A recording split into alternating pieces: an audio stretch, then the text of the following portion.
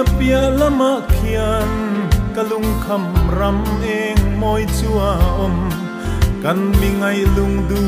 kal masaten beram no liam du sai nan oi nu tiang lam sulang hoi to lovin chandam tu kianga angel vartenen lim takinan leng kanal rama khian kay zong kathirin kalung min lene akot laya nun na tui aluang alui kam tua ka nun na thingkung chi sang som pani thakipin nara ana te chu nam tin dam na ni beram no lal trut paen vela kia oh hallelujah chu tang thiang lim ma chuan in ti nat na reng reng a om ngai to lovang kalal rama khian ni eng ngai lo beram no thiang lim an khon varani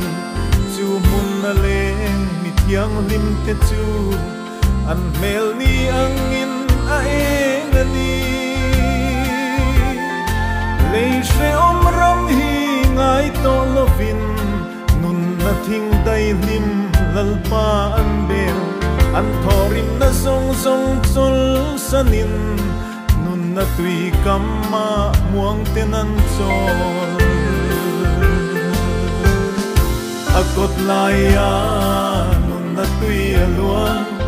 alui kam tua ka nun na thingkung chi sang som pani thakipin nara ana te chu nam tin dam na ni beram no lal trut paen vela kia oh hallelujah chu tang thiang lim ma chuan in ti nat na reng reng a om ngai to lovang Jurama chuan sual ral ne tu le beram no nun na bu aming chuang te lal sipai huai sen mar tar te chuan joy moi na lal lukhum an khum to ang chandam tu ming wang soi tam tlang rel se om tin reng an phur zong te liam na pan ser tam tak puin chandam tu ne na an fil ve ang akot laya nun na tui aluang alui kam tua ka nun na thingkung chi sang som pani thakipin nara ana te chu nam tin dam na ni beram no lal trut paen vela kia oh hallelujah chu tang thiang lim ma chuan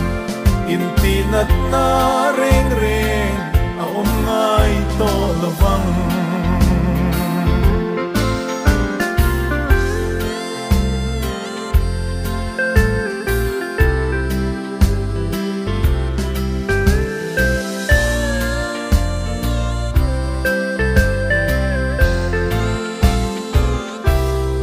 kay po kadam lai ni atla khunin ram ni tlangai lo sayo na khian beram no ne na na moi sa in kan mangai lung du kalta tene leishe om ngai lovin kan leng sa ang phen na bia thu reng kan soi to lo chatuanin vanar si te ang khian kum khot lai tluanin kan eng to ang akot laya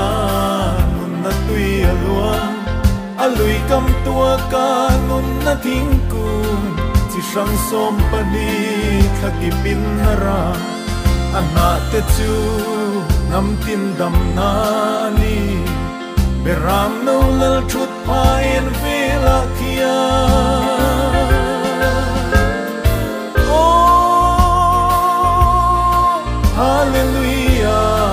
chu tang thiang lim ma chuan in ti nat na